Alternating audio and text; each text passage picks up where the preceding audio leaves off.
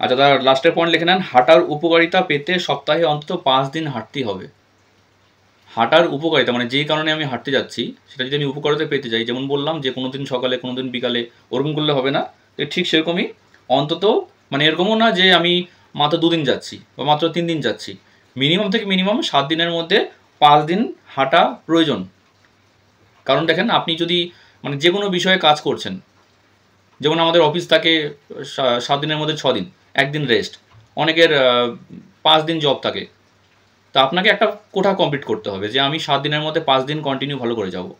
একদিন গেলাম, 2 দিন গেলাম, তারপরে আর করছি না, তাহলে কিন্তু, কারণ আমি বলবো যে না করা ভালো। যদি আপনি করছেন তাহলে মিনিমাম 5 দিন। এবং ওই 5 দিন যে আপনি যাচ্ছেন সেটা কিন্তু, যে আপনি সার্কেলে রানিং করছেন বা হাঁটছেন, সেটা টাইমটা 45 থেকে 1 আওয়ার হতে হবে। এরকম না যে আপনি 5 দিনই গেলেন সেটা ঠিক, কিন্তু গিয়েই আপনি ওই গল্প করতে শুরু করে দিলেন, বা আপনার কানে হেডফোন দিয়ে গান শুনতে শুরু করে দিলেন, বা জাস্ট একটা রাউন্ড দেওয়ার পর আপনি হাঁপিয়ে গিয়ে আবার বসে পড়ছেন।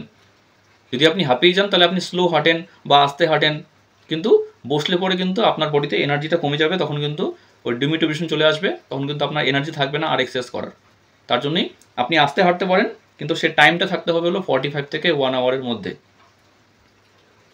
এবং এই কিন্তু 45 থেকে 1 আওয়ারের মধ্যে যেটা আমি বললাম, ওই প্রথমে 10 মিনিট স্লো হাঁটা এবং লাস্টে 10 মিনিট স্লো হাঁটা, এটা কিন্তু এর সঙ্গে অ্যাড আছে।